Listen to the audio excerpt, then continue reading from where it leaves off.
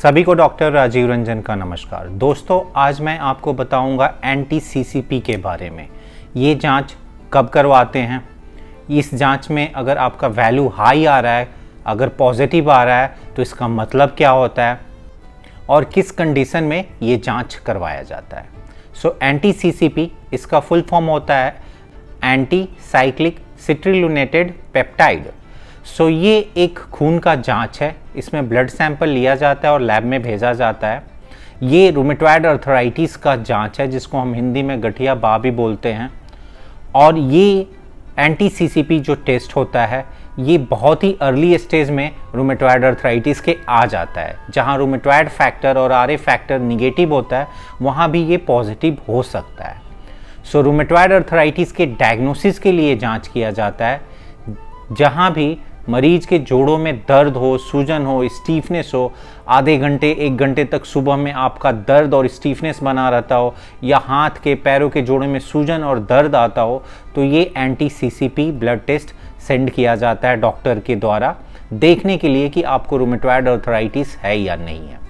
आपके स्क्रीन पे ये कुछ मरीजों के एंटी सीसीपी जांच है जो मैं आपको बताऊंगा और उसको कैसे इंटरप्रेट और रिजल्ट को पढ़ते हैं वो बताऊंगा। पहला एग्जांपल आप देख सकते हैं अपनी स्क्रीन पे कि एंटी सीसीपी एक मरीज का है जिसमें इनका वैल्यू जो आया है 62.77 आया है और इस लैब के अनुसार पॉजिटिव 10 से अगर ज़्यादा हो तो इसको पॉजिटिव माना जाता है। ये 3 गुना से ज़्यादा है, मतलब 10 कट ऑफ है तो उससे 3 गुना 30 होता है, लेकिन इनका उससे भी ज़्यादा आया है तो ये बहुत ही स्पेसिफिक हो जाता है रूमेटॉइड अर्थराइटिस के लिए।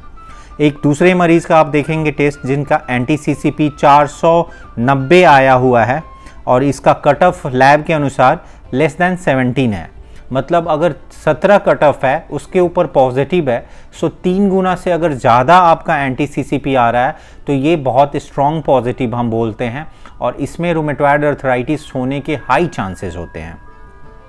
अगला एक पेशेंट का आप देखोगे एंटी सीसीपी 4 है लेकिन रेफरेंस वैल्यू इस लैब का है 7 से अगर कम है तो निगेटिव है, तो इसको हम निगेटिव टेस्ट बोलते हैं और ये रूमेटॉइड अर्थराइटिस के चांसेस होने के बहुत कम हो जाते हैं। इससे पता चलता है कि एंटी सीसीपी का वैल्यू कुछ भी हो सकता है, 500 से भी ज़्यादा हो सकता है और 500 भी कम हो सकता है। लैब का रेफरेंस यूजुअली 10 से 17 होता है। अगर आपका एंटी सीसीपी 3 गुना से भी ज़्यादा पॉजिटिव आ रहा है तो इसको हम स्ट्रॉन्ग पॉजिटिव बोलते हैं और इससे रूमेटॉइड अर्थराइटिस होने के चांसेस हाई हो जाते हैं। अब इसके रिजल्ट को इंटरप्रेट करते हैं। एंटी सीसीपी अर्ली स्टेज में पॉजिटिव होता है जहाँ रूमेटॉइड फैक्टर पॉजिटिव नहीं होता है। एंटी सीसीपी बाद में भी पॉजिटिव आ सकता है, लेकिन एंटी सीसीपी निगेटिव होना ये नहीं कह सकते हैं कि आपको रूमेटॉइड अर्थराइटिस और गठिया बाई नहीं है, क्योंकि 25 से 30% लोगों में ये निगेटिव भी हो सकता है।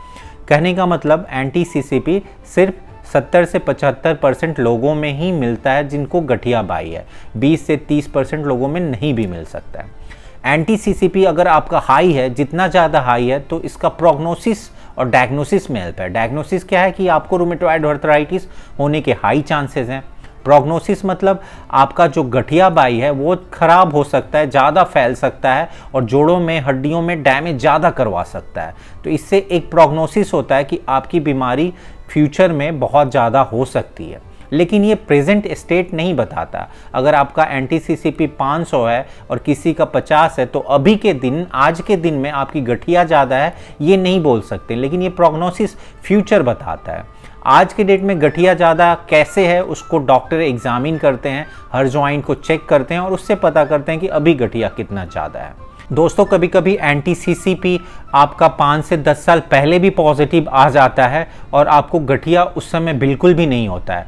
एंटी सीसीपी हाई होना मतलब अभी गठिया ज़्यादा है, ये सच नहीं है। एंटी सीसीपी हाई है तो आपको हो सकता है रूमेटॉइड अर्थराइटिस के सिम्टम अभी हो या कल आ सकता है या फिर फ्यूचर में भी आ सकता है।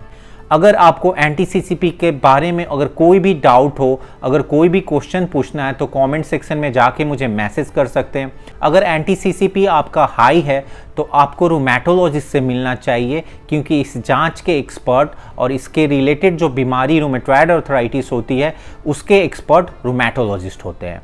अगर ये वीडियो आपको पसंद आया तो कृपया इसे लाइक करें, मेरे मेडग्राम चैनल को सब्सक्राइब करें। इस चैनल पे मैं अर्थराइटिस, ऑटो इम्यून बीमारियाँ, उससे रिलेटेड जितने भी मेडिकल और साइंटिफिक फैक्ट्स होते हैं मैं आपको सरल भाषा में बताते रहता हूँ। धन्यवाद दोस्तों, नमस्कार।